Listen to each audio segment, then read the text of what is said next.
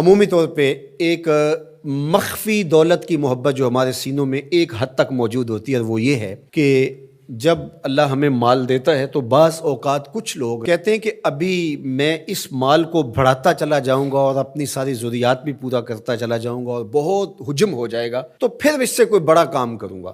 وہ ایک ہدف لیتا ہے بڑے کام کا اور مال کو ضرورت کے باوجود خرچ نہیں کرتا، تو یہ ایک مخفی محبت ہے مال کی جو سینوں کے اندر چھپی ہوئی ہے۔ تو ہمارے دین نے ہمیں جو ترغیب دی ہے کہ جوں ضرورت پیش آئے تو جہاں ضرورت پیش آئے تمہیں اپنے مال سے خرچ کرنا ہوگا۔ حضور نبی رحمت صلی اللہ علیہ وآلہ وسلم نے ارشاد فرمایا کہ جو زکوٰۃ ہے، جو صدقہ واجبہ کے طور پہ ہم ادا کرتے ہیں، اس کے علاوہ بھی تمہارے اوپر مال خرچ کرنا ضروری اور لازم ہے، اور اس کے مصارف یہاں بیان فرما دیے۔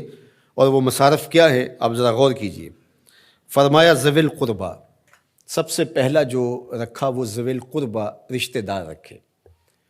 باقی لوگوں پر خرچ کرنے سے پورا ثواب ملتا ہے اور رشتہ داروں پر خرچ کرنے سے دوہرا ثواب ملتا ہے۔ والیتامى، اور یتیموں کو، والمساکین، اور مسکین۔ مسکین اس کو کہتے ہیں جس کے پاس 2 وقت کا کھانا موجود نہ ہو، وابن السبیل، اور جو مسافر ہے، والسائلین، اور جو مانگنے والے ہیں۔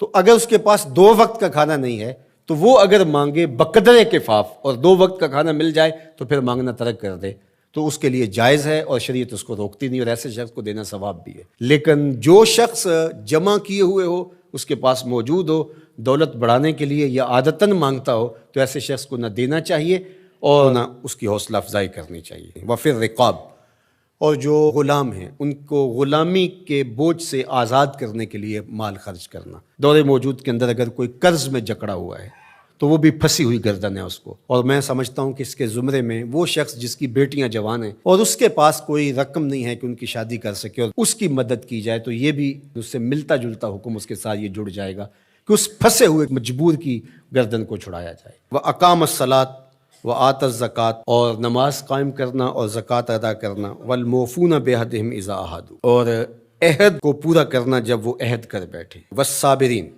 اور صبر کرنے والے۔ فی الباساء والضراء وحین الباس، غربت، بیماری، حالت جنگ میں استقامت اور ثبات کے ساتھ کھڑا رہے۔ اب یہ بیان کرنے کے بعد فرمایا اولئک الذین صدقوا، یہ وہ لوگ ہیں جو سچے اور پکے مومن ہیں، جو ان خوبیوں کے حامل ہیں